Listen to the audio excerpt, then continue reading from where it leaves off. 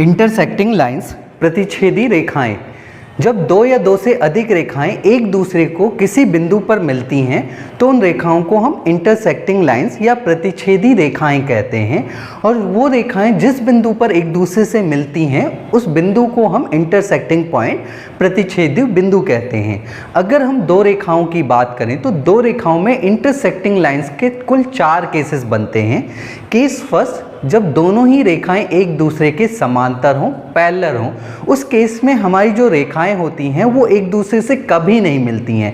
It means हम कह सकते हैं जब दो रेखाएं एक दूसरे के पैरेलल होती हैं उस केस में दोनों रेखाएं एक दूसरे को कभी भी प्रतिच्छेद नहीं करती हैं और उनके बीच में कोई भी इंटरसेक्टिंग पॉइंट नहीं होता है।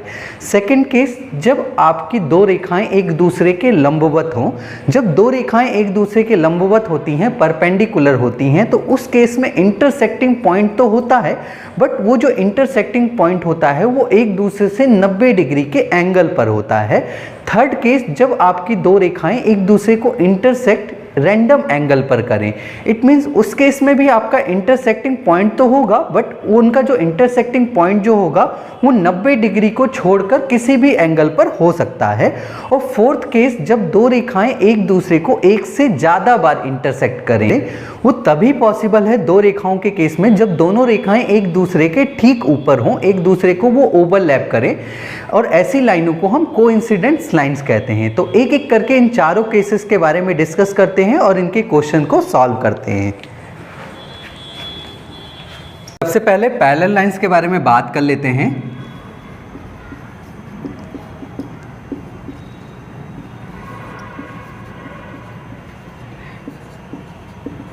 Conditions of lines being parallel,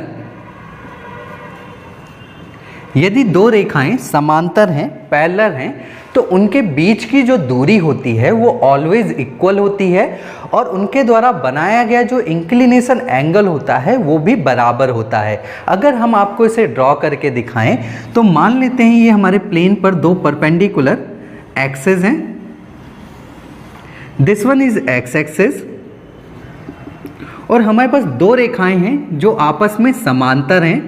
L1 is a parallel to L2। मान लेते हैं दिस वन इज L1 जो कि x एक्सिस के साथ θ1 डिग्री इंक्लाइंड है और दिस वन इज L2 जो कि x एक्सिस के साथ θ2 डिग्री इंक्लाइंड है। आपको पता होगा यदि दो समांतर रेखाओं को एक तीसरी रेखा इंटरसेक्ट करती है तो उस तीसरी रेखा द्वारा बनाए गए सभी करस्पॉन्डिंग एंगल बराबर होते हैं। जैसे मान लीजिए हमारे पास ये दो समांतर रेखा दी गई हैं और इन दोनों समांतर रेखाओं को एक तीसरी रेखा इंटरसेक्ट कर रही है, तो हम कह रहे हैं तीसरी रेखा द्वारा बनाए गए सभी करस्पॉन्डिंग एंगल आपस में बराबर होंगे। इट मीन्स ये जो एंगल होगा वो बराबर होगा इस एंगल के, ठीक इसी प्रकार ये जो एंगल होगा वो बराबर होगा इस एंगल के और ये जो एंगल होगा वो बराबर होगा इस वाले एंगल के और ठीक इसी प्रकार ये जो एंगल होगा वो बराबर होगा इस वाले एंगल के। ठीक इसी प्रकार अगर हम इस फिगर की बात करें तो यहाँ पर L1 और L2 दो समांतर रेखाएं हैं और x एक्सिस एक तीसरी रेखा है जो इन दोनों ही समांतर रेखाओं को इंटरसेक्ट कर रही है। इट मीन्स हम कह सकते हैं कि x एक्सिस के द्वारा बनाए गए सभी करस्पॉन्डिंग एंगल आपस में बराबर होंगे।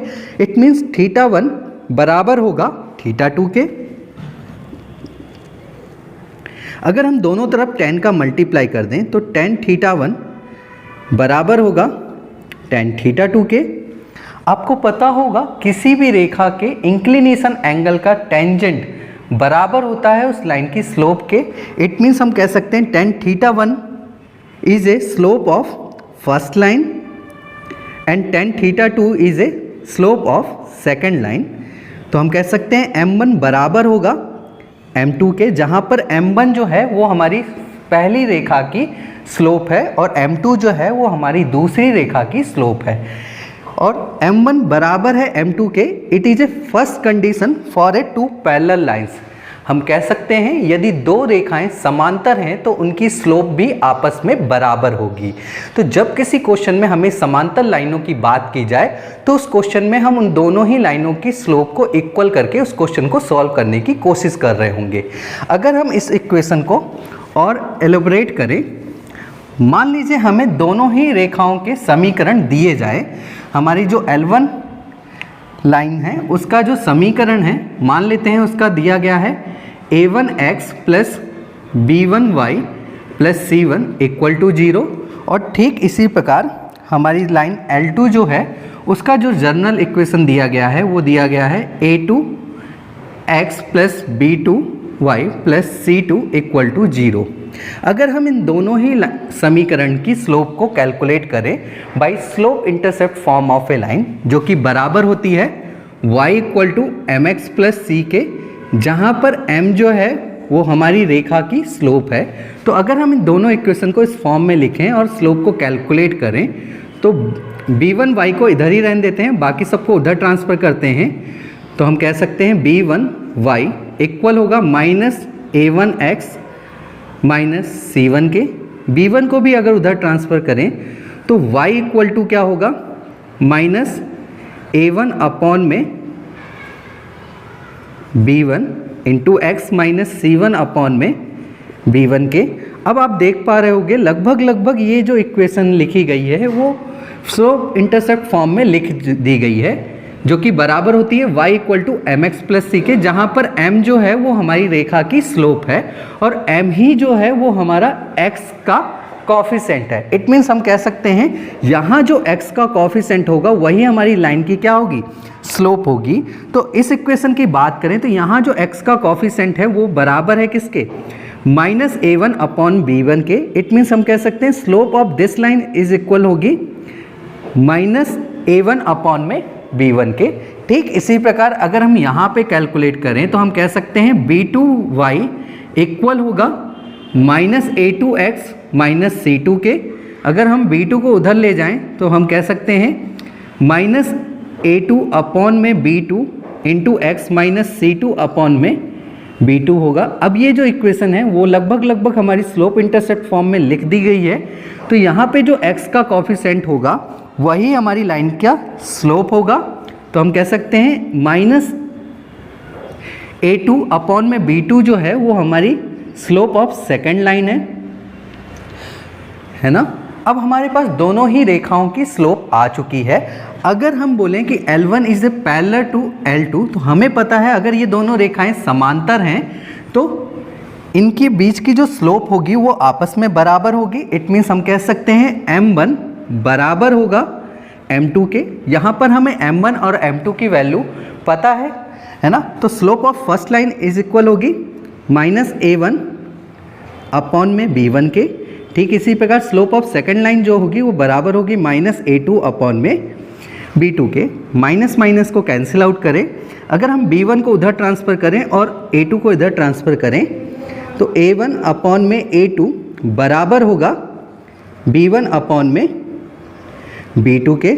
और यही हमारी सेकंड कंडीशन है फॉर टू पैरेलल लाइंस, जहाँ पर a1 और a2 जो हैं वो हमारी लाइन के x कॉफिशेंट के रेशियो हैं और b1 और b2 जो है वो हमारी लाइन के इक्वेशन के y के कॉफिशेंट हैं। इट मीन्स हम कह सकते हैं अगर दो रेखाओं के x कॉफिशेंट और y कॉफिशेंट का रेशियो बराबर होता है तो उस केस में वो जो दोनों रेखाएं होंगी वो आपस में समांतर होंगी। अगर हम c की बात करें तो c का रेशियो बराबर होना दो समांतर लाइनों के लिए ज़रूरी नहीं है। इट मीन्स हम कह सकते हैं अगर हम इस इक्वेशन में c को भी ऐड करें तो c का जो रेशियो है वो बराबर होना ज़रूरी नहीं है दो समांतर रेखाओं में। तो this one is a second condition for a two parallel lines. अगर दो रेखाओं के समीकरण हमें दिए गए हैं और उनके x के कॉफिशेंट और y के कॉफिशेंट का रेशियो बराबर है, इट मीन्स वो दोनों रेखाएं समांतर हैं। तो इट मीन्स हम कह सकते हैं अब दो रेखाओं के समीकरण को हम देखकर भी बता सकते हैं कि वो समांतर हैं या नहीं हैं। जैसे अगर हम आपको कुछ इक्वेशन दिखाएं तो आप देख के ही बता पा रहे होंगे कि वो लाइंस पैरेलल्स हैं या नहीं हैं। जैसे मान लीजिए हमारे पास कुछ लाइंस की इक्वेशन है, L1 लाइन की इक्वेशन है x plus 2y plus 7 equal to 0। L2 line की इक्वेशन है 2x plus 6y plus 9 equal to 0।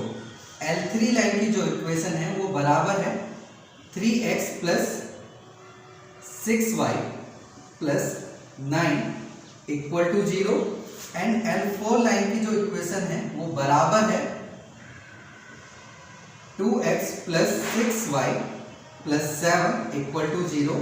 And L5 line की जो इक्वेशन है वो बराबर है 2x plus 3y plus 9 equal to 0। अगर हम इन लाइंस को कंपैरिजन करके देखें कि इनमें से कौन सी लाइन पैरेलल है और कौन सी लाइन पैरेलल नहीं है, तो हम इनके x कोएफिशिएंट और y कोएफिशिएंट के रेशियो को चेक करके बता सकते हैं कि इनमें से कौन सी लाइन पैरेलल है या नहीं है। जैसे अगर हम इन दोनों लाइन का कंपैरिजन करें तो इनके x कोएफिशिएंट का जो रेशियो आएगा वो क्या आएगा, 1/2 आएगा। और यहाँ पे y कोएफिशिएंट का रेशियो देख रहे होंगे तो क्या है, 2/6 है। अगर हम रेशियो कैलकुलेट करेंगे तो कितना आएगा, 1/3 आएगा। आप देख पा रहे होंगे यहाँ पे x कोएफिशिएंट का रेशियो और y कोएफिशिएंट का रेशियो बराबर नहीं है। इट मीन्स हम कह सकते हैं कि ये दोनों लाइनें आपस में पैरेलल नहीं है। L1 is not parallel to L2। ठीक इसी प्रकार अगर L1 और L3 में कंपैरिजन करें तो यहाँ पे x कोएफिशिएंट का जो रेशियो है वो कितना है, 1/3 है। और y कोएफिशिएंट का रेशियो क्या है, 2/6 है। अगर हम इसको कैंसिल आउट करें तो रेशियो मिलेगा 1/3, जो कि आपस में क्या है, बराबर है। इट मीन्स हम कह सकते हैं कि जो लाइन L1 है वो समांतर है किसके, लाइन L3 के, है ना। ये दोनों लाइनें आपस में क्या है, समांतर हैं, क्योंकि इनके x कोएफिशिएंट का रेशियो और y कोएफिशिएंट का रेशियो आपस में बराबर है। ठीक इसी प्रकार अगर हम इसका इससे कंपैरिजन करें तो यहाँ पे जो रेशियो आएगा वो कितना आएगा, 1/2। और यहाँ पे जो आएगा रेशियो वो कितना आएगा, अगर हम इनका देखें तो 1/2 आ रहा होगा और इनका देख रहे होंगे तो 1/3 आ रहा होगा, क्योंकि 2/6 दिया गया है जो कि आपस में बराबर नहीं है। इट मीन्स हम कह सकते हैं कि L1 जो है वो पैरेलल नहीं है L4 के। ठीक इसी प्रकार अगर हम L5 से कंपैरिजन करें तो यहाँ पे जो रेशियो देख रहे होगे आप वो कितने का है, 1/2 का है। और यहाँ पे जो रेशियो है वो 2/3 का है। इट मीन्स ये भी बराबर नहीं है। इट मीन्स हम कह सकते हैं लाइन L1 जो है वो पैरेलल नहीं है किसके, L5 के। ठीक इसी प्रकार अगर हम इन दोनों का कंपैरिजन देखें तो यहाँ पे जो रेशियो आएगा x का वो कितना आएगा, 2/3। और यहाँ पे कितना आ रहा है, 6/6। यहाँ पे 1/1 होगा, यहाँ पे 2/3 है। इट मीन्स हम कह सकते हैं लाइन जो L2 है वो पैरेलल नहीं है किसके, L3 के। ठीक इसी प्रकार अगर हम इसका इससे कंपैरिजन करें तो आप देख रहे होंगे यहाँ 2/2 है और यहाँ पे 6/6 है। दोनों का ही रेशियो कितना है, 1/1 और 1/1। इट मीन्स हम कह सकते हैं लाइन जो L2 है वो पैरेलल है किसके, लाइन 4 के, है ना। C के कोएफिशिएंट को हमें चेक नहीं करना है क्योंकि वो बराबर होना जरूरी नहीं होता है ना। ठीक इसी प्रकार अगर हम यहाँ पे देखें तो यहाँ पे L5 से अगर कंपैरिजन कर रहे होंगे तो 2/2 और 6/3 आएगा। यहाँ तो 1/1 का होगा और यहाँ पे 2/1 का होगा, जो कि बराबर नहीं है। इट मीन्स हम कह सकते हैं लाइन L2 जो है वो पैरेलल नहीं है L5 से। इट मीन्स हम किन्हीं भी दो लाइनों को देखकर बता सकते हैं कि वो पैरेलल है या नहीं है। अगर उनके x का कोएफिशिएंट का रेशियो और y के कोएफिशिएंट का रेशियो बराबर होता है तो वो पैरेलल होंगी, अदरवाइज वो पैरेलल नहीं होंगी। तो और यदि आपको किसी एक लाइन की इक्वेशन दी गई है तो उससे आप बहुत सारी पैरेलल लाइन की इक्वेशन को लिख सकते हो। जैसे अगर हमें बोला जाए कि L1 लाइन के पैरेलल कई सारी लाइन की इक्वेशन लिखिए, तो अगर हम इसकी पैरेलल लाइंस की इक्वेशन लिखें, मान लेते हैं L2 लिखें, तो x plus 2y plus c equal to 0 होगा। ये हमारी पहली पैरेलल लाइन होगी। यहाँ पे अगर हम दूसरी पैरेलल लाइन में लिखें तो x plus 2y plus d, ये हमारी इस लाइन के पैरेलल लाइन की दूसरी इक्वेशन हो गई। अगर हमें तीसरी भी लिखना चाहें तो हम वो भी लिख सकते हैं। वो क्या होगी, x plus 2y plus e equal to 0। बस आपको कांस्टेंट टर्म यानी c वाले टर्म को चेंज करते जाना है और आप अपनी इक्वेशन को लिख पा रहे होंगे। ये जितनी भी इक्वेशन होंगी वो सब इस लाइन के क्या होंगी, पैरेलल होंगी, क्योंकि इसके x कोएफिशिएंट का रेशियो और y कोएफिशिएंट का रेशियो ऑलवेज इक्वल होगा अगर ये दोनों क्या हैं, सेम है। तो इट मींस अगर आपको एक इक्वेशन दी जाती है तो उसके कंपैरिजन में आप बहुत सारी उसकी पैरेलल लाइंस की इक्वेशन को लिख सकते हो। कुछ क्वेश्चन कर लेते हैं इनसे रिलेटेड। एक क्वेश्चन लिखिएगा,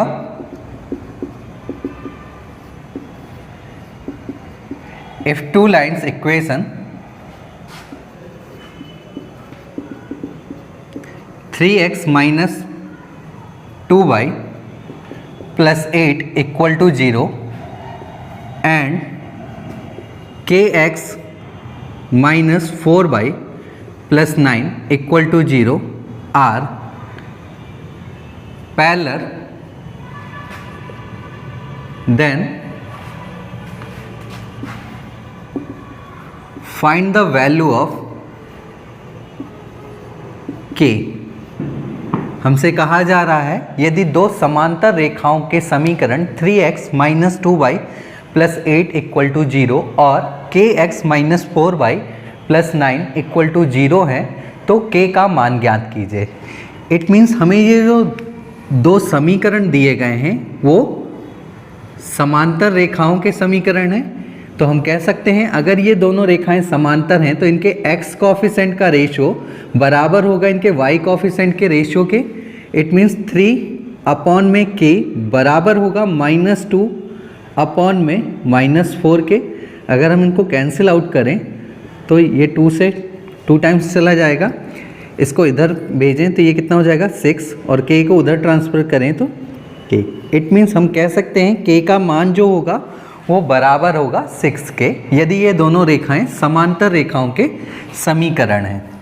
तो बहुत ही आसान होते हैं इस तरह के क्वेश्चन, बस उनके कोएफिशिएंट को आप इक्वल करिए और आपको आंसर मिल जाएगा। एक और क्वेश्चन लिखिएगा,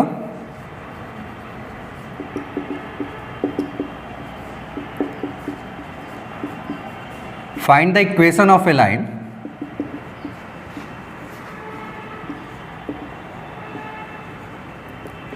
which is parallel to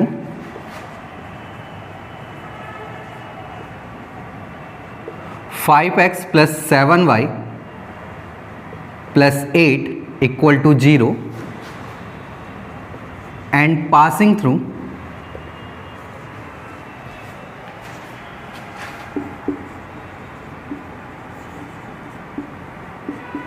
the point 2,1। हमसे कहा जा रहा है क्वेश्चन में कि उस रेखा का समीकरण ज्ञात कीजिए जो कि रेखा 5x प्लस 7y प्लस 8 के समांतर है और बिंदु 2,1 से होकर गुजरती है। हमें एक रेखा का समीकरण दिया गया है 5x plus 7y plus 8 equal to 0 और इसके एक समांतर रेखा है जिसका हमें समीकरण ज्ञात करना है। तो इसके एक समांतर रेखा है तो इसका समीकरण हो सकता है 5x plus 7y plus c equal to 0 के, जहाँ पे c का मान हमें नहीं पता है अभी, लेकिन हम कह सकते हैं इस लाइन के ये लाइन जो होगी वो पैरेलल होगी। क्यों? क्योंकि इसके x का कोएफिशिएंट का रेशियो और y के कोएफिशिएंट का रेशियो बराबर है। बट हमसे बोला गया है जो ये वाली लाइन है ये बिंदु 2,1 से होकर गुजरती है। इट मीन्स हम कह सकते हैं जो बिंदु 2,1 है इसके निर्देशांक जो होंगे वो इस लाइन के इक्वेशन को सेटिस्फाई कर रहे होंगे। तो अगर हम इसमें 2,1 पुटअप करें तो हमें c की वैल्यू मिल जाएगी, जैसे 5 into 2 plus 7 into 1 plus c equal to 0 है। अगर हम सॉल्व करें तो 10 7 प्लस c इक्वल टू 0। अगर हम इसको उधर ट्रांसफ़र करें तो c इक्वल टू आ जाएगा 17 माइनस का। इट मीन्स हमारे पास अब c की भी वैल्यू है। तो अगर हम c की वैल्यू यहाँ पे पुटअप कर दें तो हमारी इक्वेशन कंप्लीट हो जाएगी। हमारी इक्वेशन हो जाएगी 5x plus 7y minus 17 equal to 0। तो हम कह सकते हैं 5x प्लस 7y माइनस 17 वो रेखा का समीकरण है जो कि 5x plus 7y plus 8 equal to 0 के समांतर है और बिंदु 2,1 से होकर गुजर रहा है। ठीक है,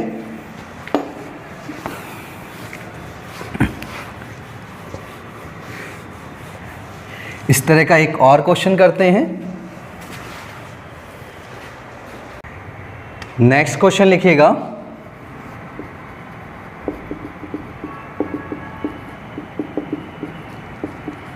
find the equation of parallel line to 3x plus 4y plus 4 equal to 0 and making 24 square unit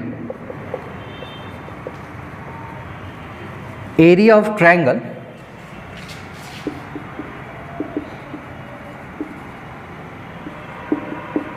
with coaxis. हमसे कहा जा रहा है उस रेखा का समीकरण ज्ञात कीजिए जो कि रेखा 3x प्लस 4y प्लस 4 बराबर 0 के समांतर है और उस रेखा द्वारा अक्षों के साथ बनाए गए त्रिभुज का क्षेत्रफल 24 वर्ग इकाई है। अगर हम आपको इसे ड्रॉ करके दिखाएं तो मान लेते हैं ये हमारे पास प्लेन पर दो परपेंडिकुलर एक्सिस हैं और हमारे पास एक रेखा है जिसका समीकरण हमें दिया गया है जो कि बराबर है 3x plus 4y plus 4 equal to 0 के, और हमसे कहा जा रहा है इस रेखा के समांतर एक और रेखा है और इसी रेखा का समीकरण हमसे पूछा जा रहा है। यदि ये रेखा इसके समांतर है तो हम कह सकते हैं इसका समीकरण जो होगा वो बराबर होगा 3x plus 4y plus c equal to 0 के। क्योंकि ये रेखा इसके समांतर है तो इसके जो इन दोनों रेखाओं के जो x का जो कॉफिशेंट का रेशियो होगा वो इनके y कॉफिशेंट के रेशियो के बराबर होगा। अगर हम c की बात करें तो c की वैल्यू को हमें कैलकुलेट करना पड़ेगा, जिसके लिए हमें एक एडिशनल डेटा दिया गया है क्वेश्चन में। हमसे कहा गया है ये जो रेखा है उसके साथ वो अक्षों के साथ मिलकर एक त्रिभुज बना रही है जिसका क्षेत्रफल 24 स्क्वायर यूनिट है।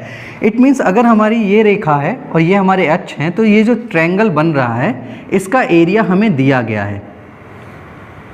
इसका जो एरिया है वो इक्वल है 24 स्क्वायर यूनिट के।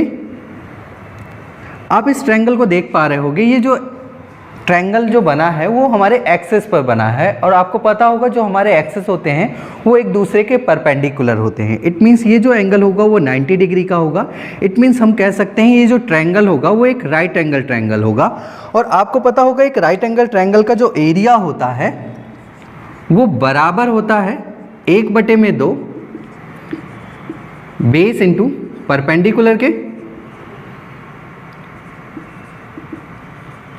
अगर हम इस फिगर की बात करें, इस ट्रायंगल में अगर हम इसको बेस मान लें तो ये हमारा परपेंडिकुलर होगा, बट हमें ना तो बेस की लेंथ पता है ना ही परपेंडिकुलर की पता है।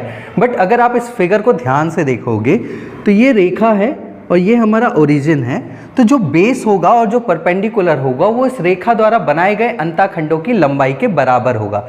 जो बेस है हमारा वो हमारी रेखा द्वारा बनाए गए x अंतःखंड की लंबाई के बराबर है। इट मीन्स ये जो लेंथ होगी वो हमारी x इंटरसेप्ट होगी और जो परपेंडिकुलर है वो हमारी रेखा द्वारा बनाए गए y अंतःखंड की लंबाई के बराबर है।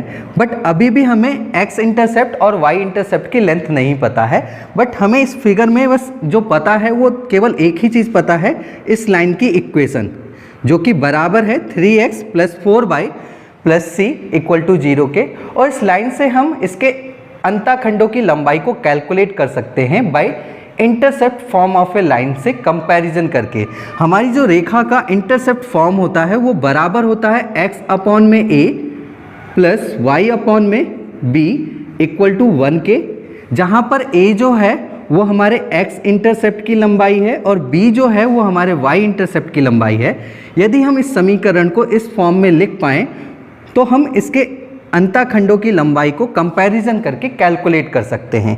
तो हम इस रेखा को सबसे पहले इस फॉर्म में लिख रहे होंगे, तो यहाँ पे x और y है, c को सबसे पहले हम उधर भेजते हैं। अगर हम c को उधर भेज रहे होंगे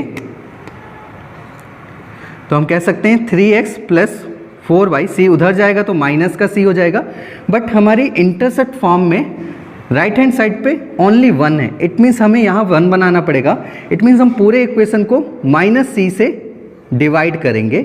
अगर हम इस पूरे इक्वेशन को -c से डिवाइड करें तो हमारी इक्वेशन हो जाएगी 3x upon -c plus 4y upon में -c और -c अपॉन में -c, ये कैंसिल आउट होके 1 बन जाएगा।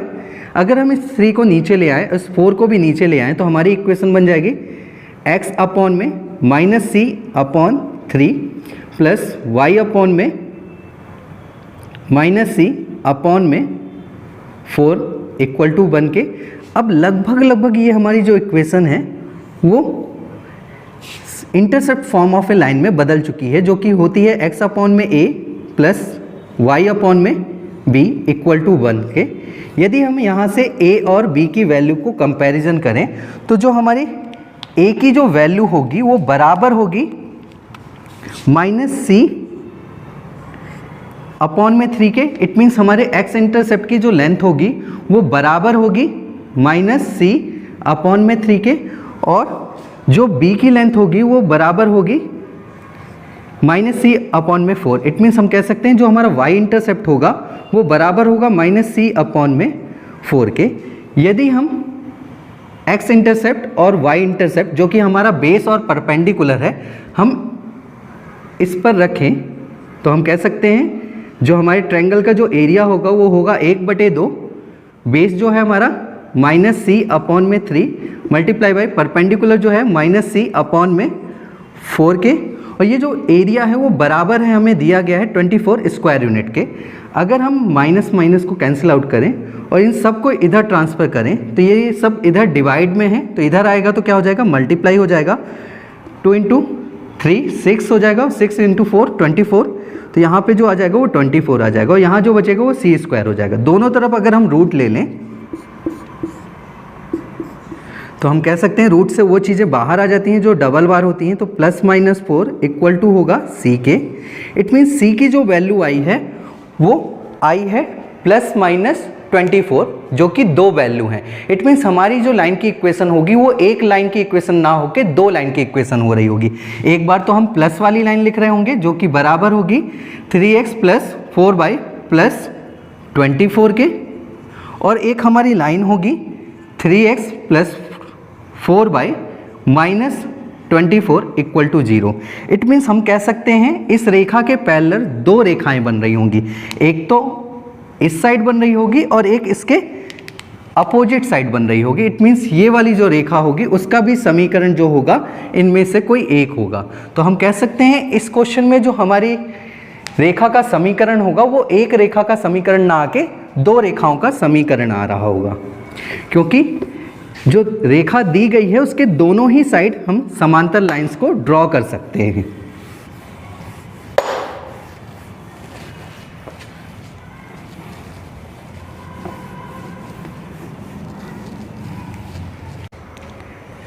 नेक्स्ट पॉइंट लिखिएगा,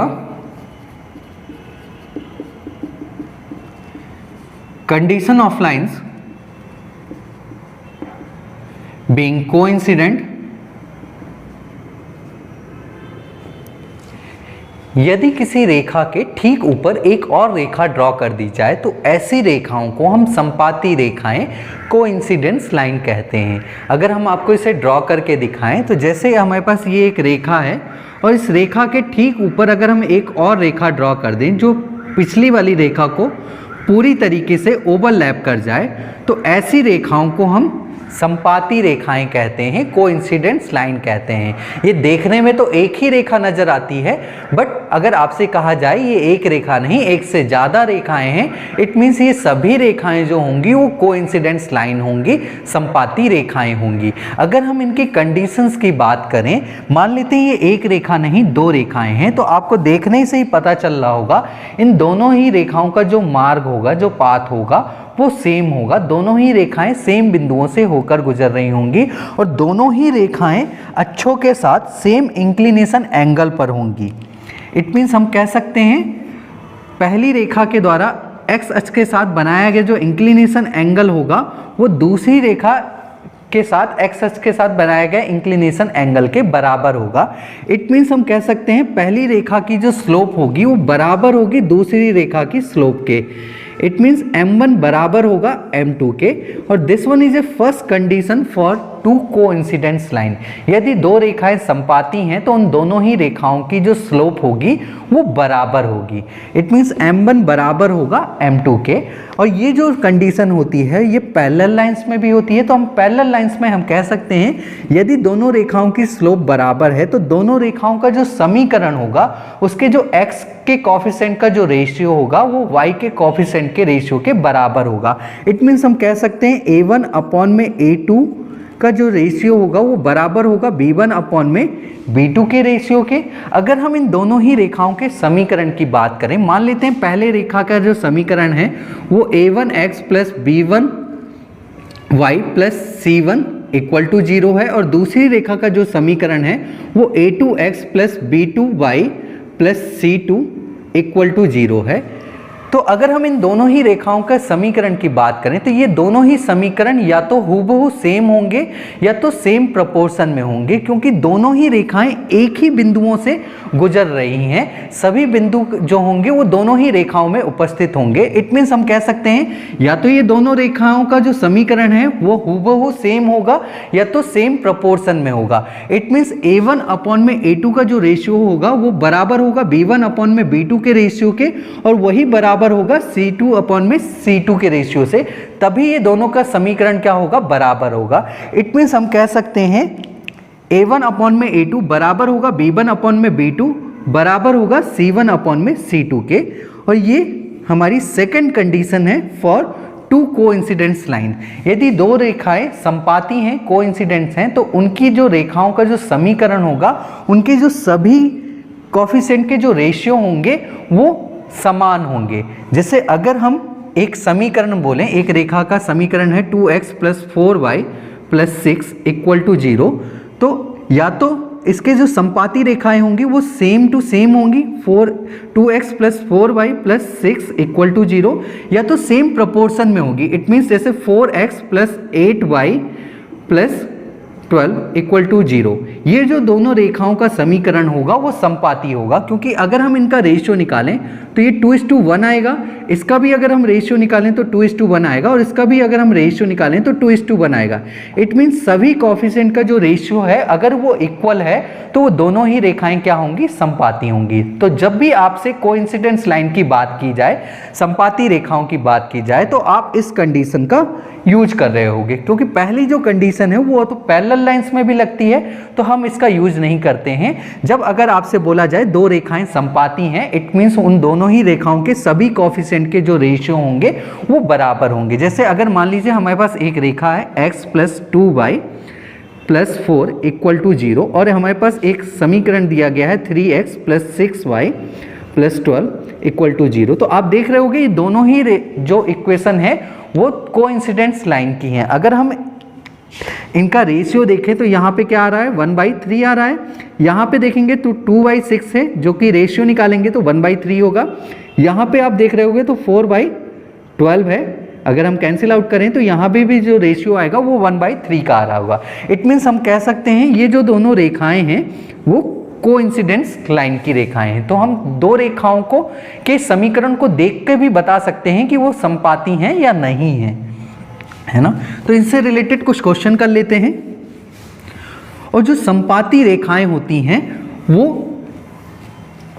एक से ज्यादा बार रेखाओं को इंटरसेक्ट करती हैं। हम कह सकते हैं दो संपाती रेखाएं एक दूसरे को अनंत बार इंटरसेक्ट कर सकती हैं। एक क्वेश्चन लिखेगा इससे related,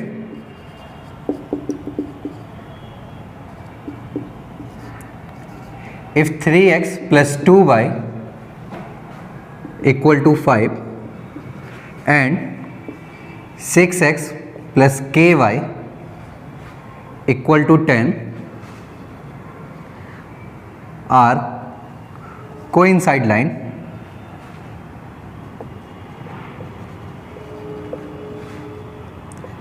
then find the value of k। हमसे कहा जा रहा है यदि ये दोनों रेखाओं के समीकरण संपाती रेखाओं के हैं तो k का मान ज्ञात कीजिए। हमें पता है यदि ये दोनों रेखाएं संपाती होंगी तो इनके जो सभी कॉफिशेंट के जो रेशियो होंगे वो इक्वल होंगे। इट मीन्स a1 अपॉन में a2 बराबर होगा b1 अपॉन में b2 बराबर होगा c1 अपॉन में c2 के। अगर हम इनका कंपैरिजन करें तो किन्हीं भी दो से कंपैरिजन करके हम k का मान कैलकुलेट कर सकते हैं। तो 3 अपॉन में 6 बराबर होगा 2 अपॉन में k बराबर होगा 5 अपॉन में 10 के। अगर ये संपाती हैं तो किन्हीं भी दो को लेके हम अगर सॉल्व करते हैं तो k का जो मान होगा, k को अगर इधर ट्रांसफ़र करें तो 3k इक्वल टू हो जाएगा 2 इंटू 6, इसको काट देंगे 2 टाइम्स तो k का जो वैल्यू आएगी वो क्या आएगी 4 आएगी। अगर आप इधर से भी कैलकुलेट करते हो तो भी k का मान 4 ही आएगा। तो बहुत ही आसान होते हैं इस तरह के क्वेश्चन।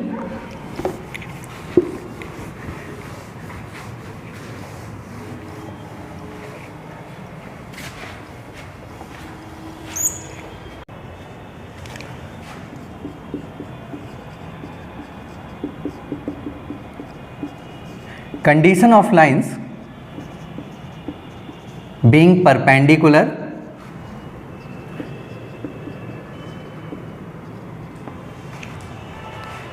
जब दो रेखाएं एक दूसरे को ठीक 90 डिग्री के एंगल पर इंटरसेक्ट करती हैं, प्रतिच्छेद करती हैं, तो ऐसी रेखाएं एक दूसरे के लंबवत होती हैं, परपेंडिकुलर होती हैं।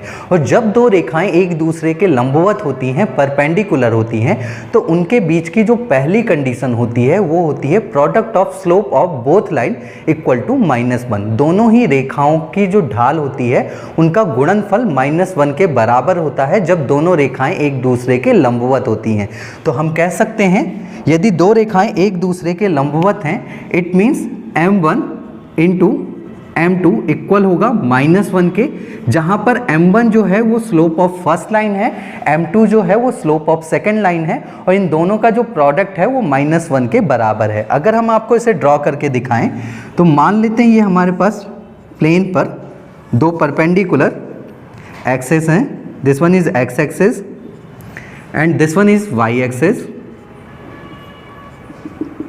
और हमारे पास एक लाइन है L1 जो कि x एक्सिस के साथ θ1 डिग्री इंक्लाइंड है।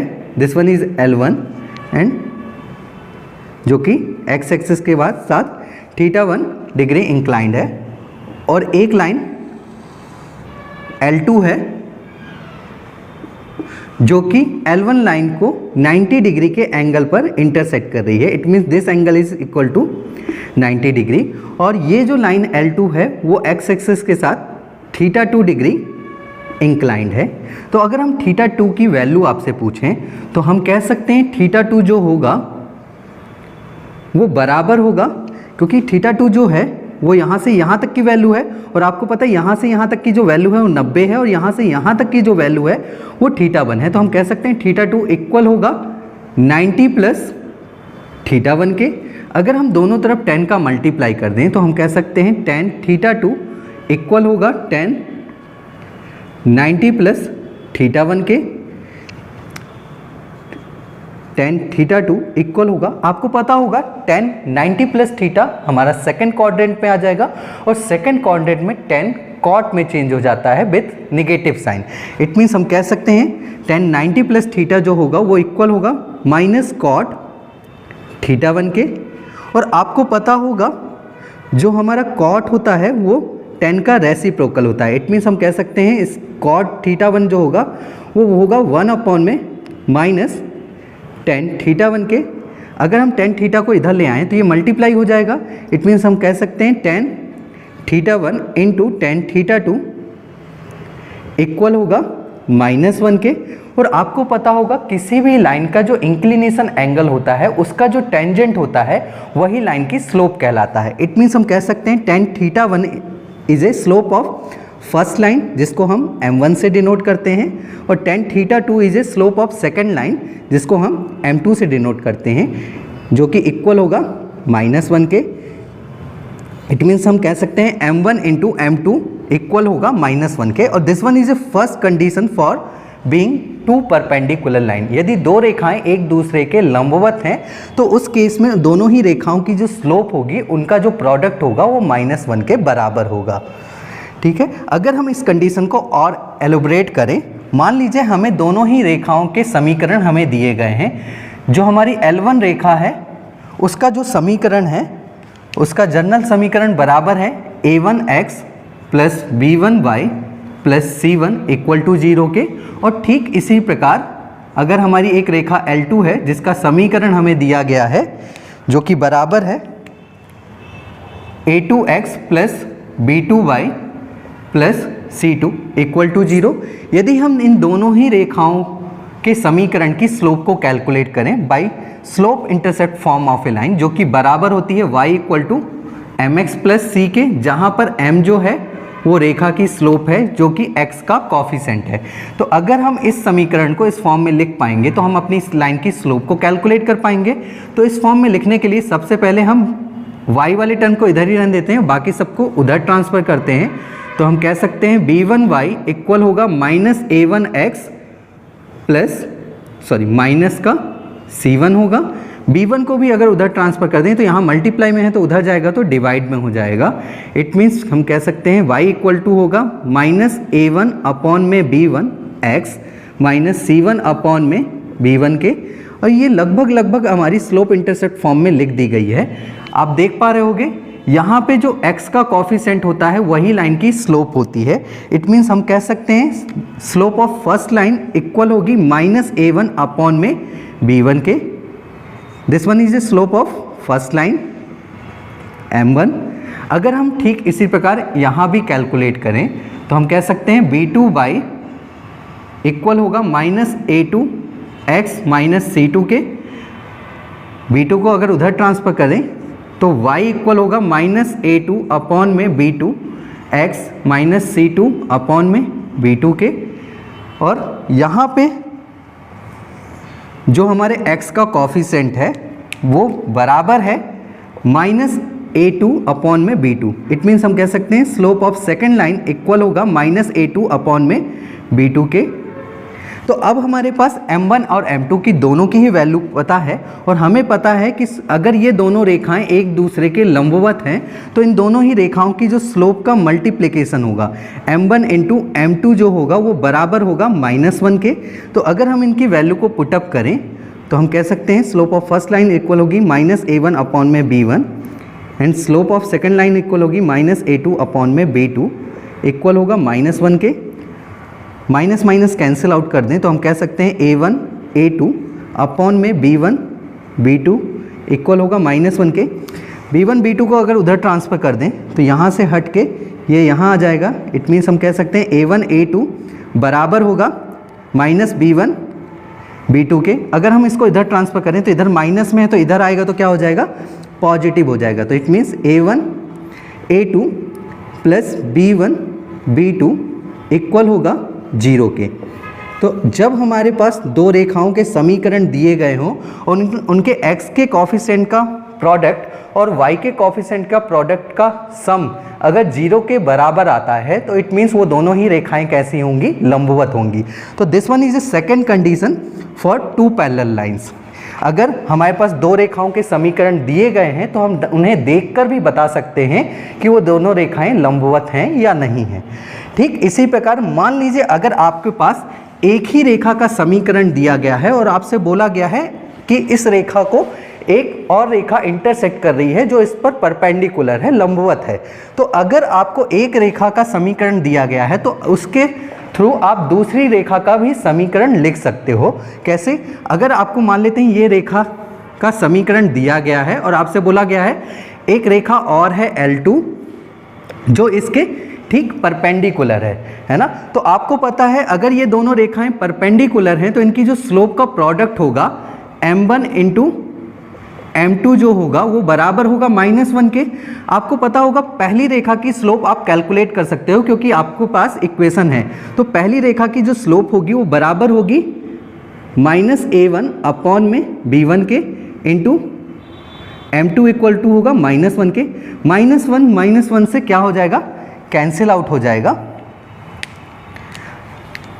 अगर हम इसको उधर शिफ्ट कर दें तो हमारी जो m2 आएगी वो क्या आएगी, a1 सॉरी ये b1 उधर आ जाएगा तो ऊपर हो जाएगा मल्टीप्लाई में b1 और यहाँ पे क्या आ जाएगा a1।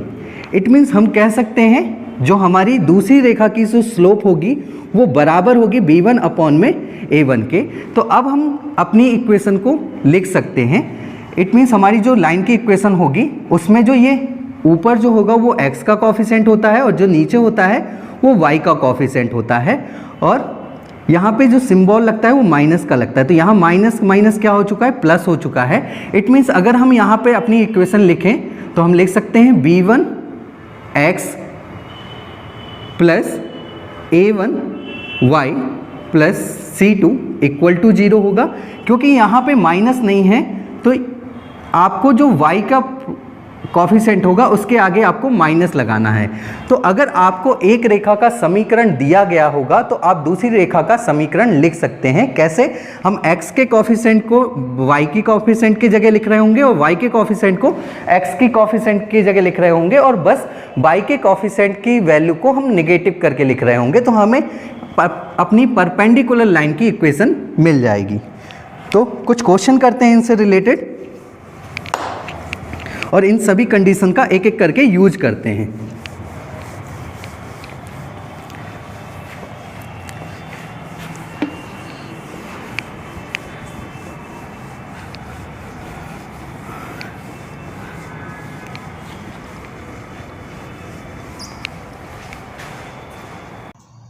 तो क्वेश्चन लिखिएगा,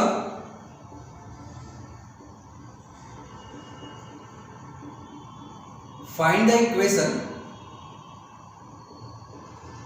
of perpendicular line to 3x plus 4y plus 7 equal to 0 and passing through the point 1, 2।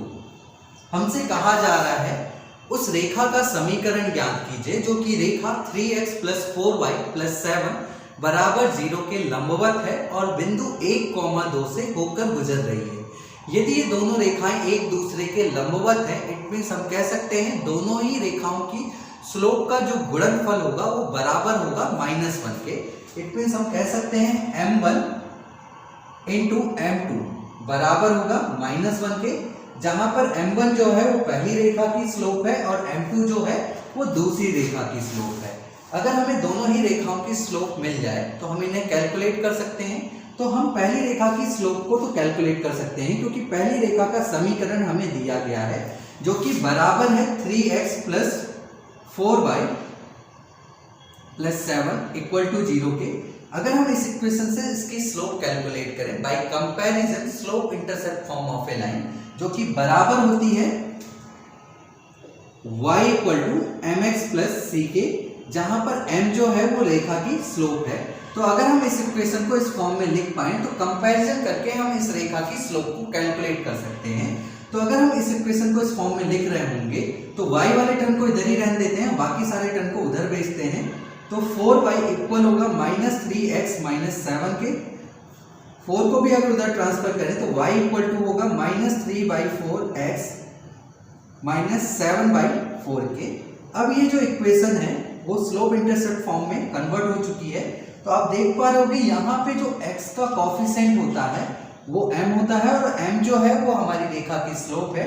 It means हम कह सकते हैं यहाँ जो x का कॉफिशेंट होगा वही हमारी रेखा की स्लोप होगी।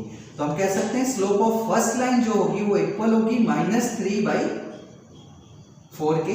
अब हमें पहली रेखा की स्लोप पता है, तो अगर हम पहली रेखा की स्लोप को इस इक्वेशन में पुट अप कर दें तो हमें दूसरी रेखा की भी स्लोप पता चल जाएगी जो कि होगी -3/4 इंटू m2 इक्वल होगा -1 के। -1 इससे कैंसिल आउट होगा, तो slope of second line equal होगी 4/3 के। अब हमें दूसरी रेखा की स्लोप पता है तो हम दूसरी रेखा की इक्वेशन लिख सकते हैं जो इस रेखा की लंबवत होगी, है ना।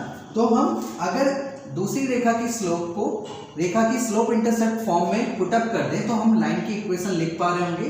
तो y equal to m x plus c होता है, जहां पे m की जो वैल्यू आई है वो कितनी आई है 4/3 x प्लस सी है।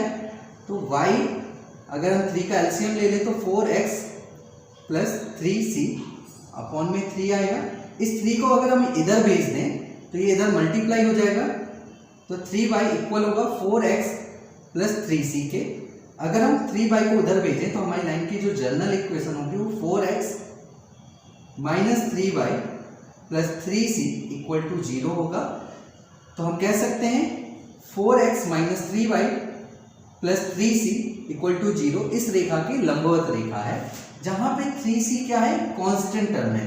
तो अगर हम इसे k माने, इसे हम k मान लें तो हमारी जो लाइन की इक्वेशन होगी वो आएगी 4x minus 3y plus k equal to 0, जो कि रेखा 3x plus 4y plus 7 equal to 0 के लंबवत होगी, जहां पे हमें k की वैल्यू को अभी हम कैलकुलेट करना पड़ेगा। बट हम कह रहे हैं कि इस इक्वेशन को आप डायरेक्टली लिख सकते थे। हमने अभी सीखा है यदि हमें एक रेखा का समीकरण दिया गया है और उसके लंबवत रेखा का समीकरण हमसे पूछा जाए तो हम उसे डायरेक्ट लिख सकते थे by interchanging coefficient of x और y, और y के कोफिशिएंट के साथ हमें माइनस का मल्टीप्लाई कर देना था। तो हमारी जो लंबवत रेखा का समीकरण इजीली आ जाता, तो हम डायरेक्टली कर सकते थे। अगर हम x के कोफिशिएंट और y के कोफिशिएंट को इंटरचेंज कर दें तो हमारा हो जाएगा 4x और यहाँ पे हो जाएगा 3y, और y के कोफिशिएंट में माइनस का मल्टीप्लाई कर रहे होंगे तो माइनस हो जाएगा, प्लस कांस्टेंट टर्म तो यहाँ a हो जाएगा इक्वल टू 0। इट मीन्स हम कह रहे हैं कि इतनी सारी कैलकुलेशन ना करके अगर हमें एक रेखा का समीकरण दिया गया है और उसके लंबवत रेखा का समीकरण पूछा गया है तो हम डायरेक्टली भी उस रेखा का समीकरण लिख सकते हैं by interchanging coefficient of x and y। बस y के कोफिशिएंट पे हमें माइनस का मल्टीप्लाई करना पड़ेगा। इट मीन्स हम कह सकते हैं 4x minus 3y plus k equal to 0 रेखा 3x plus 4y plus 7 equal to 0 के लंबवत है। बस k की वैल्यू को अभी हमें कैलकुलेट करना पड़ेगा क्योंकि ये k जो है वो कांस्टेंट टर्म है। हमसे बोला गया है जो ये लंबवत रेखा है वो बिंदु 1,2 से होकर गुजर रही है। इट मीन्स हम कह सकते हैं इस रेखा के समीकरण में बिंदु 1,2 उपस्थित होंगे। इट मीन्स इस बिंदु के जो कोऑर्डिनेट होंगे वो इस इक्वेशन को सेटिस्फाई कर रहे होंगे। अगर हम इसमें बिंदु 1,2 को सेटिस्फाई करा दें तो हमें k की वैल्यू मिल जाएगी। तो अगर हम इसे पुटअप करें तो 4 into 1 minus 3 into 2 plus k equal to 0 होगा। It means 4 minus 6 plus k equal to 0। It means minus 2 plus k equal to 0। It means k equal to हो जाएगा 2k। तो अगर हमें k की वैल्यू 2 मिली है तो अगर हम इसमें पुटअप कर दें तो हमारी रेखा का जो समीकरण होगा वो क्या होगा 4x minus 3y plus 2 equal to 0, जो कि लंबवत होगी रेखा 3x plus 4y plus 7 equal to 0 के और बिंदु 1,2 से होकर गुजर रही होगी। तो जब भी हमसे एक रेखा का समीकरण दिया जाए और एक लंबवत रेखा का हमसे समीकरण पूछा जाए तो उस केस में हम पूरी कैलकुलेशन ना करके डायरेक्ट x के कोफिशिएंट और y के कोफिशिएंट को इंटरचेंज करके और उनके साइन को चेंज करके डायरेक्टली इक्वेशन को लिखेंगे और देन कैलकुलेट करेंगे। तो नेक्स्ट क्वेश्चन लिखिएगा,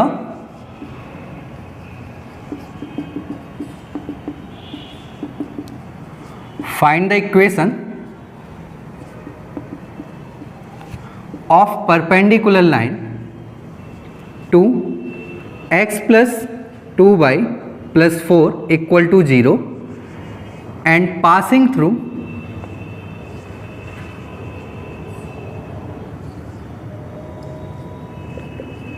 द पॉइंट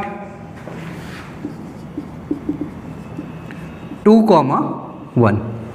हमसे कहा जा रहा है उस रेखा का समीकरण ज्ञात कीजिए जो कि रेखा x प्लस 2y प्लस 4 बराबर 0 के लंबवत है और बिंदु 2,1 से होकर गुजर रही है। यदि रेखा x प्लस 2y प्लस 4 के लंबवत है तो हम कह सकते हैं उस रेखा का जो समीकरण होगा वो बराबर होगा 2x minus y plus k equal to 0 के। हमने x के कॉफिशेंट और y के कॉफिशेंट को इंटरचेंज कर दिया है और y के कॉफिशेंट में माइनस का मल्टीप्लाई कर दिया है। तो हम कह सकते हैं रेखा 2x minus y plus k equal to 0 रेखा x plus 2y plus 4 equal to 0 के लंबवत रेखा का समीकरण होगा। और यहाँ पे एक जो k है उसकी वैल्यू को हमें कैलकुलेट करना पड़ेगा, जिसके लिए हमें बोला गया है जो हमारी लंबवत रेखा है वो बिंदु 2,1 से होकर गुजर रही है। इट मीन्स बिंदु 2,1 जो होंगे वो इस रेखा को सेटिस्फाई कर रहे होंगे। तो अगर हम इसके निर्देशांक इसमें पुटअप कर दें तो हमें k की वैल्यू मिल जाएगी। इट मीन्स हम कह सकते हैं 2 into 2 minus 1 plus k equal to 0 के बराबर होगा। It means 4 minus 1 plus k equal to 0 के होगा। It means 3 plus k equal होगा 0 के। तो k बराबर जो हो जाएगा वो कितने के बराबर हो जाएगा, -3 के। इट मीन्स अगर हम k की वैल्यू यहाँ पे पुटअप कर दें तो हमारी जो रेखा का समीकरण आएगा वो बराबर होगा 2x minus 3 y -3 equal to 0 के। इट मीन्स हम कह सकते हैं रेखा 2x minus 3 y -3 equal to 0 रेखा x प्लस 2 बाई प्लस 4 बराबर 0 के लंबवत रेखा है जो कि बिंदु 2,1 से होकर गुजर रही है। तो जब भी हमसे परपेंडिकुलर लाइन पूछी जाए तो हम डायरेक्टली इक्वेशन को लिख रहे होंगे, है ना, क्योंकि अगर हम कैलकुलेट करेंगे बाय स्लोप इंटरसेप्ट फॉर्म से तो वो प्रोसेस थोड़ा सा लंबी हो जाती है, जो कि आपकी कॉम्पिटिटिव एग्जाम के लिए अच्छी बात नहीं है। नेक्स्ट क्वेश्चन लिखिएगा,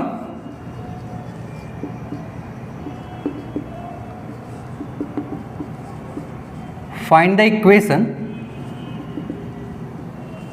of a perpendicular line to 2x minus 3y plus 1 equal to 0 and making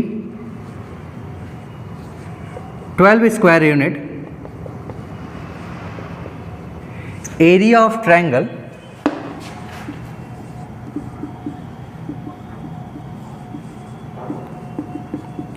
with coaxis. हमसे कहा जा रहा है उस रेखा का समीकरण ज्ञात कीजिए जो कि रेखा 2x माइनस 3 बाई प्लस 1 बराबर 0 के लंबवत है और उस रेखा द्वारा अक्षों के साथ बनाए गए त्रिभुज का क्षेत्रफल 12 वर्ग इकाई है। तो अगर हमसे रेखा का समीकरण पूछा जा रहा है जो कि रेखा 2x minus 3 y plus 1 equal to 0 के लंबवत है, तो हम कह सकते हैं उस रेखा का जो समीकरण होगा वो बराबर होगा, हम इनके कॉफिशिएंट को इंटरचेंज कर रहे होंगे तो क्या होगा 3x, यहाँ पे क्या हो जाएगा 2 बाई, यहाँ पे माइनस है, अगर बाई के कॉफिशिएंट में माइनस का मल्टीप्लाई कर देंगे तो क्या हो जाएगा प्लस हो जाएगा, प्लस k इक्वल टू 0। तो हम कह सकते हैं 2x minus 3 y plus 1 equal to 0 के लंबवत जो रेखा का समीकरण होगा वो बराबर होगा 3x plus 2 y plus k equal to 0 के। और हमको k की वैल्यू को अभी कैलकुलेट करना पड़ेगा और k की वैल्यू को कैलकुलेट करने के लिए हमें एक एडिशनल डेटा दिया गया है। हमसे बोला गया है जो हमारी लंबवत रेखा है वो अक्षों के साथ मिलकर एक त्रिभुज बना रही है जिसका क्षेत्रफल 12 वर्ग इकाई है। अगर हम आपको इसे ड्रॉ करके दिखाएं तो मान लेते हैं ये हमारे पास दो परपेंडिकुलर एक्सेस हैं प्लेन पर और हमारे पास एक रेखा है जिसका समीकरण हमें दिया गया है। तो मान लेते हैं हमारे पास ये एक रेखा है जिसका समीकरण हमें दिया गया है जो कि बराबर है 2x minus 3 y plus 1 equal to 0 के। और हमसे बोला गया है इस रेखा के लंबवत एक और रेखा है जो इसको लंबवत इंटरसेक्ट कर रही है। इट मीन्स मान लेते हैं ये रेखा है जो इसके ऊपर परपेंडिकुलर है और इस रेखा का जो समीकरण है वो हमने अभी कैलकुलेट किया है जो कि बराबर है 3x plus 2 y plus k equal to 0 के। और ये जो रेखा है वो अक्षों के साथ एक त्रिभुज बना रही है, ये हमारे अक्ष हैं, तो इसके साथ जो ये त्रिभुज बन रहा है इसका क्षेत्रफल हमें दिया गया है जो कि बराबर है 12 स्क्वायर यूनिट के। और आपको देखने से ही पता चल रहा होगा ये जो ट्रायंगल बना है वो हमारे एक्सिस में बना है और हमारे जो एक्सिस होते हैं वो परपेंडिकुलर होते हैं। इट मीन्स हम कह सकते हैं ये जो ट्रायंगल है वो एक राइट एंगल ट्रायंगल है। और आपको पता होगा जो राइट एंगल ट्रायंगल होता है उसका जो एरिया होता है वो बराबर होता है 1/2 बेस इंटू परपेंडिकुलर के।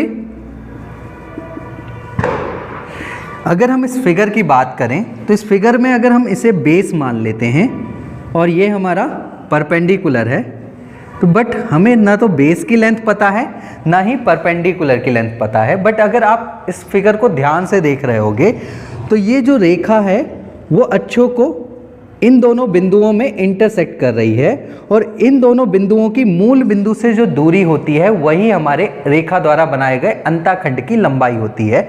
इट मीन्स हम कह सकते हैं इस ट्रायंगल का जो बेस है वो हमारे इस रेखा द्वारा बनाए गए एक्स अंतःखंड की लंबाई के बराबर होगा और जो हमारा इस ट्रायंगल में परपेंडिकुलर है वो इस रेखा द्वारा बनाए गए y अंतःखंड की लंबाई के बराबर होगा।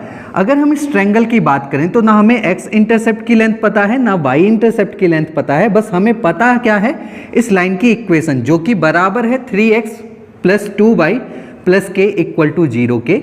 अगर हमें इस लाइन की इक्वेशन पता है तो हम इनके इंटरसेप्ट की लेंथ को कैलकुलेट कर सकते हैं bye comparison slope intercept form of a line जो कि बराबर होती है x/a + y/b = 1 के, जहाँ पर a जो है वो लेंथ ऑफ x इंटरसेप्ट है और b जो है वो लेंथ ऑफ y इंटरसेप्ट है। तो अगर हम इस इक्वेशन को इस फॉर्म में कन्वर्ट कर पाएँ तो इस इक्वेशन से हम कंपैरिजन करके इस ट्रायंगल के x इंटरसेप्ट और y इंटरसेप्ट की वैल्यू को कैलकुलेट कर सकते हैं। तो सबसे पहले हम इसे कन्वर्ट कर रहे होंगे, तो इसको कन्वर्ट करने के लिए हमें सबसे पहले k को उधर ले जाना पड़ेगा। तो हमारा जो होगा 3x + 2y इक्वल होगा -k के। आप देख रहे होगे यहाँ पे क्या है प्लस का 1 है, इट मीन्स यहाँ पे 1 बनाना पड़ेगा। तो हमें पूरी इक्वेशन को डिवाइड करना पड़ेगा -k से। तो अगर हम इसे -k से डिवाइड कर दें तो हमारी जो इक्वेशन हो जाएगी वो 3x - k + 2y अपॉन में -k इक्वल होगा -k अपॉन में -k। आप देख रहे होगे यहाँ पे 1 बन गया है। अगर हम इस 3 को भी इधर ले जाएं और 2 को नीचे ले जाएं तो हमारी जो इक्वेशन होगी वो हो जाएगी x अपॉन में -k अपॉन में 3 प्लस y अपॉन में -k अपॉन में 2 = 1। अब ये जो इक्वेशन है वो कन्वर्ट हो चुकी है intercept form of a line, जहाँ पर अगर हम कंपैरिजन करें इस इक्वेशन से तो जो a है जो हमारी x इंटरसेप्ट की लेंथ है वो आई है -k अपॉन में 3। इट मीन्स हम कह सकते हैं जो x इंटरसेप्ट की लेंथ है वो है -k अपॉन में 3k और जो y इंटरसेप्ट की लेंथ आई है वो हमारी आई है -k/2। इट मीन्स जो y इंटरसेप्ट होगा वो बराबर होगा -k/2 के। अब हमें इस ट्रायंगल में बेस भी पता है और परपेंडिकुलर भी पता है। तो अगर हम यहाँ पे पुटअप कर दें तो हमारी जो इक्वेशन होगी वो होगी 1/2 बेस कितना है -k/3 और परपेंडिकुलर कितना है -k/2 और हमें इस ट्रायंगल का एरिया दिया गया है जो कि इक्वल है 12 यूनिट के। तो अगर हम इसे सॉल्व करें तो माइनस माइनस से कैंसिल आउट हो जाएगा और इन सबको अगर हम इधर ट्रांसफ़र करें तो 12 × 2 × 3 4 6 और 6 × 2 12 हो जाएगा। तो 12 इधर आ जाएगा तो मल्टीप्लाई में हो जाएगा। इट मीन्स हम कह सकते हैं k² बराबर होगा 12 × 12 के। अगर हम दोनों तरफ रूट ले लें तो हम कह सकते हैं k बराबर होगा ±12 के। इट मीन्स जो k की वैल्यू आई है वो हमारे पास एक वैल्यू ना आके दो वैल्यू आ रही होंगी। इट मीन्स हम कह सकते हैं हमारी जो इक्वेशन होगी वो एक इक्वेशन ना बन के दो इक्वेशन बन रही होगी। हमारी जो पहली लाइन की इक्वेशन होगी वो तो होगी 3x + 2y + 12k और दूसरी जो लाइन होगी वो हमारी होगी 3x + 2y - 12 = 0। क्योंकि हमारी ये एक गिवन लाइन है और इसके परपेंडिकुलर हमने एक लाइन यहाँ ड्रॉ की है और एक लाइन हम यहाँ भी ड्रॉ कर सकते थे और इस लाइन की जो इक्वेशन होगी वो निगेटिव में होगी। तो इट मीन्स हम कह सकते हैं इस रेखा के परपेंडिकुलर दो रेखाएं ऐसी होंगी जो कि अक्षों के साथ 12 वर्ग इकाई का त्रिभुज बना रही होंगी। क्लियर है?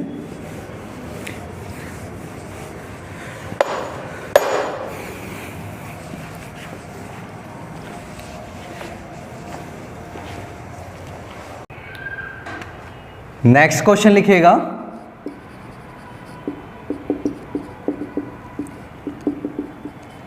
Find the equation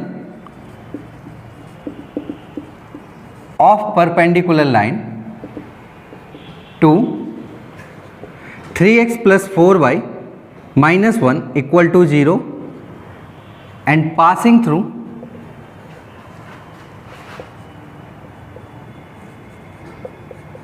the point 4,6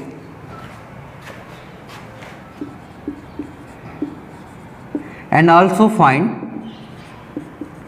the point of intersection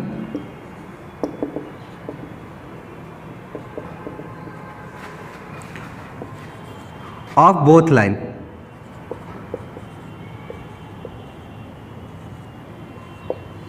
हमसे कहा जा रहा है उस रेखा का समीकरण ज्ञात कीजिए जो कि रेखा 3x plus 4y minus 1 बराबर 0 के लंबवत है और बिंदु 4,6 से होकर गुजर रही है और साथ ही इन दोनों ही लंबवत रेखाओं द्वारा बनाए गए प्रतिच्छेदी बिंदु के निर्देशांक ज्ञात कीजिए। हमें इस क्वेश्चन में एक रेखा का समीकरण दिया गया है जो कि बराबर है 3x plus 4y minus 1 बराबर 0 के और इस रेखा के परपेंडिकुलर रेखा का हमसे समीकरण पूछा जा रहा है।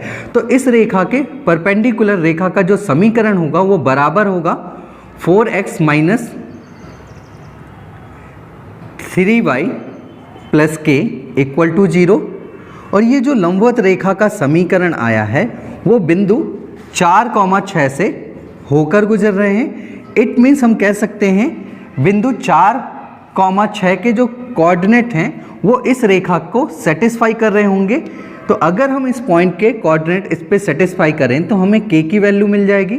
तो अगर हम इनकी कोऑर्डिनेट की वैल्यू को पुटअप करें जो कि होगा 4 × 4 minus 3 × 6 plus k equal to 0, it means 16 minus 18 plus k equal to 0 minus 2 plus k equal to 0, it means k equal होगा प्लस 2k। अगर हम k की वैल्यू को अपनी इस लाइन की इक्वेशन में पुटअप कर दें तो हम कह सकते हैं रेखा 3x plus 4y minus 1 बराबर 0 के लंबवत रेखा का जो समीकरण होगा वो होगा 4x minus 3y plus 2 equal to 0 के। और यही हमसे क्वेश्चन में पूछा गया था कि रेखा 3x plus 4y minus 1 बराबर 0 के लंबवत रेखा का समीकरण क्या होगा। तो इसके लंबवत रेखा का समीकरण ये होगा। और हमसे इस क्वेश्चन में एक पार्ट और पूछा गया है कि इन दोनों ही रेखाओं द्वारा बनाए गए प्रतिच्छेदी बिंदु के निर्देशांक क्या होंगे। हमें दोनों ही रेखाओं के समीकरण पता हैं तो इनसे हम इनके प्रतिच्छेदी बिंदु के निर्देशांक कैलकुलेट कर सकते हैं। हमारी जो पहली इक्वेशन है वो है 3x plus 4y, अगर हम -1 को उधर ले जाएंगे तो पॉजिटिव में बदल जाएगा। और हमारी जो दूसरी परपेंडिकुलर लाइन की इक्वेशन है वो बराबर है 4x minus 3y, अगर हम 2 को उधर ले जाएंगे तो -2 हो जाएगा। यदि हम इन दोनों इक्वेशन को सॉल्व करें, फर्स्ट इक्वेशन में अगर हम 3 का मल्टीप्लाई कर दें और सेकंड इक्वेशन में हम 4 का मल्टीप्लाई कर दें तो हमारी जो इक्वेशन हो जाएंगी, अगर हम फर्स्ट में 3 का मल्टीप्लाई कर रहे होंगे तो 9x प्लस 12y इक्वल होगा 3 के। अगर हम दूसरी लाइन में 4 का मल्टीप्लाई कर रहे होंगे तो 16x माइनस 12y इक्वल होगा -8 के। अगर हम दोनों ही इक्वेशन को सम कर दें तो हमें यहाँ मिल जाएगा 25x, ये कैंसिल आउट हो जाएगा। अगर हम यहाँ सब्ट्रैक्ट कर रहे होंगे तो कितना आएगा, 5। अगर हम 5 से इधर कैंसिल आउट कर दें तो ये 5 टाइम्स जाएगा। इट मीन्स x की जो वैल्यू आ जाएगी वो बराबर होगी -1/5 के। तो हमें x पॉइंट के कोऑर्डिनेट मिल चुके हैं। अगर हम x की वैल्यू इनमें से किसी भी इक्वेशन में पुटअप करें तो हमें y कोऑर्डिनेट की भी वैल्यू मिल जाएगी। तो अगर हम 3x + 4y = 1 में x की वैल्यू को पुटअप करें जो कि है -1/5, तो 3 × -1/5 + 4y इक्वल होगा 1 के। अगर हम इसको उधर शिफ्ट करें तो हम कह सकते हैं 4y इक्वल होगा 1 + 3/5 के। अगर हम इसे सॉल्व कर रहे होंगे तो 4y इक्वल होगा 8/5 के। इट मीन्स अगर हम इसे कैंसिल आउट कर दें तो y कोऑर्डिनेट की जो वैल्यू आएगी वो कितनी आएगी 2/5।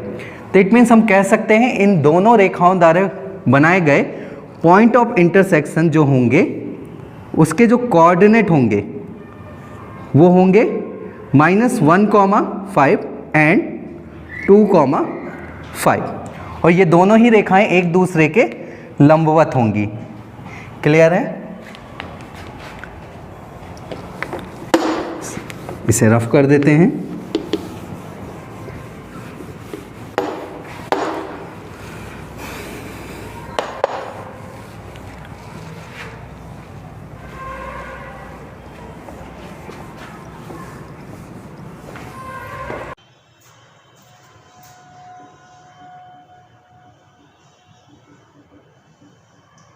Condition of lines being concurrency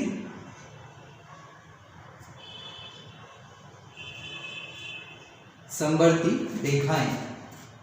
यदि 3 या 3 से अधिक रेखाएं एक ही बिंदु से होकर गुजरती हैं तो ऐसी रेखाओं को हम कंकरेंट लाइन कहते हैं, समवर्ती रेखाएं कहते हैं।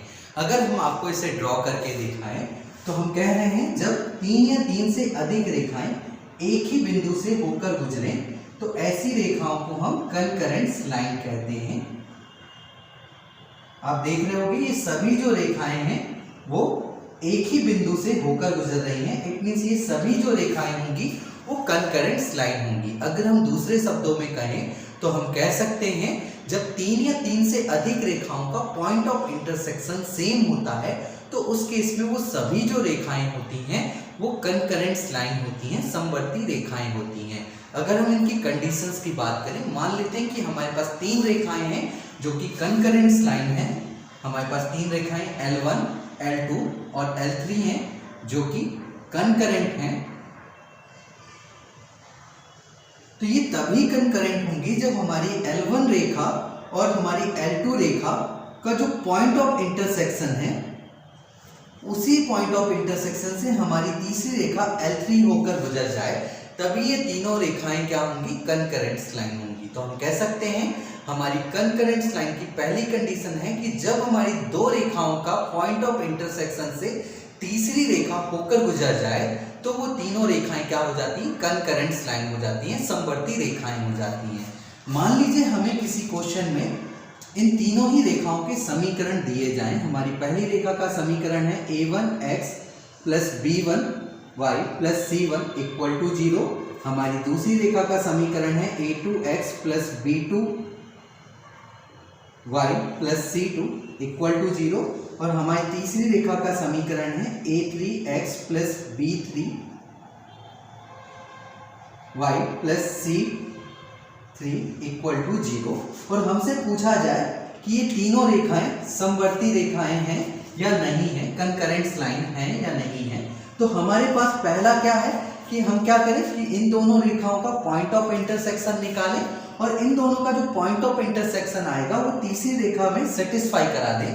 अगर वो पॉइंट ऑफ इंटरसेक्शन सेटिस्फाई होता है इट मींस तीनों रेखाएं क्या होंगी, कंकरेंट्स होंगी, अदरवाइज वो तीनों रेखाएं कंकरेंट्स नहीं होंगी।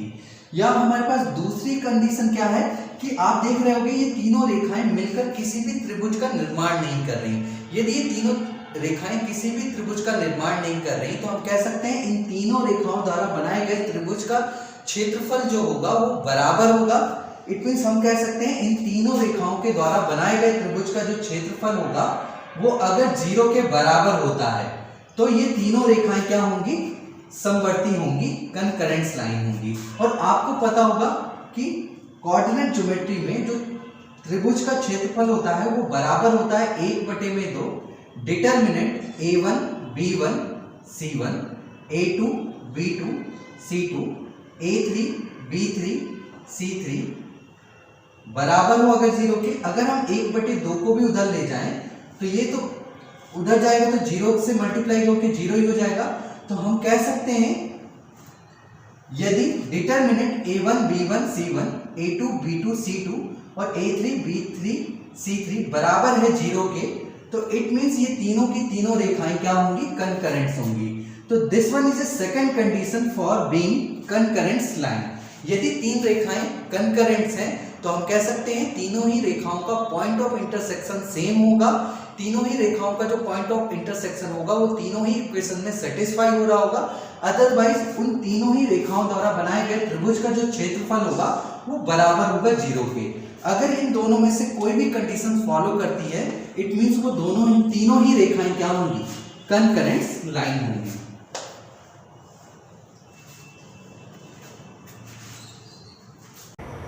एक क्वेश्चन लिखिएगा, if x plus y equal to 5, 2x plus 3y equal to 12 and 4x plus 3y equal to k are equation of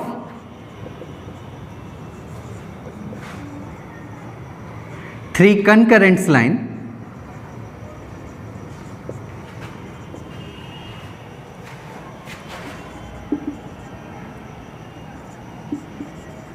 then find the value of k। हमसे कहा जा रहा है यदि दिए गए तीनों ही समीकरण समवर्ती रेखाओं के हैं तो k का मान ज्ञात कीजिए। यदि ये तीनों ही समीकरण समवर्ती रेखाओं के हैं, कनकरेंट लाइन के हैं, इट मीन्स इन तीनों ही रेखाओं का जो पॉइंट ऑफ इंटरसेक्शन होगा वो सेम होगा। तो अगर हम दो रेखाओं के पॉइंट ऑफ इंटरसेक्शन को कैलकुलेट करके तीसरी इक्वेशन में सेटिस्फाई करें तो वो सेटिस्फाई कर रहा होगा, क्योंकि तीनों ही रेखाओं का जो पॉइंट ऑफ इंटरसेक्शन होगा वो सेम होगा और वहाँ से हमें k की वैल्यू मिल जाएगी। तो अगर हम दो रेखाओं से पॉइंट ऑफ इंटरसेक्शन को कैलकुलेट करें तो हमारी पहली रेखा का जो समीकरण है वो बराबर है x plus y equal to 5 के, और दूसरी रेखा का जो समीकरण है वो बराबर है 2x plus 3y equal to 12 के। तो अगर हम पहली इक्वेशन में 2 का गुणा कर दें तो हमारी इक्वेशन हो जाएगी 2x plus 2y equal to 10 के। अगर हम इन दोनों इक्वेशन को सब्ट्रैक्ट कर दें तो 2x से 2x कैंसिल आउट हो जाएगा, 3y में से 2y जाएगा तो y बचेगा और 12 में से 10 जाएंगे तो बचेगा 2। इट मीन्स हमारे y क्वाड्रेंट के जो मान आएंगे वो आएंगे 2। अगर हम y क्वाड्रेंट को फर्स्ट इक्वेशन में पुटअप कर दें तो वहाँ से हमें x की वैल्यू मिल जाएगी जो कि इक्वल होगी 3 के। इट मीन्स हम कह सकते हैं हमारी जो दो रेखाएं हैं और उनका जो पॉइंट ऑफ इंटरसेक्शन है उसके जो क्वाड्रेंट होंगे वो 3,2 होंगे। और हम कह रहे हैं यदि ये तीनों रेखाएं समवर्ती हैं तो हमारी जो तीसरी रेखा होगी वो भी इसी बिंदु से होकर गुजर रही होगी। इट मीन्स इस बिंदु के जो क्वाड्रेंट होंगे वो हमारी तीसरी इक्वेशन को सेटिस्फाई कर रहे होंगे जो कि बराबर है 4x plus 3y equal to k के। इस इक्वेशन को बिंदु 3,2 सेटिस्फाई कर रहे होंगे। तो अगर हम इसमें पुटअप करें 3,2 तो हमारी इक्वेशन हो जाएगी 4 इंटू 3 प्लस 3 इंटू 2 इक्वल होगा k के। 4 इंटू 3 12 प्लस 2 इंटू 3 6 इक्वल होगा k के। इट मीन्स k का जो मान आएगा वो बराबर होगा 18 के, और यही हमसे क्वेश्चन में पूछा गया था। हम कह सकते हैं हमारी जो तीसरी इक्वेशन है वो बराबर होगी 4x plus 3y equal to 18 के, और ये तीनों ही रेखाएं जो होंगी वो कनकरेंट होंगी, समवर्ती होंगी। तो बहुत ही आसान होते हैं ऐसे क्वेश्चन, है ना। समवर्ती रेखाएं ऐसी रेखाएं जिनके पॉइंट ऑफ इंटरसेक्शन क्या होते हैं, सेम होते हैं।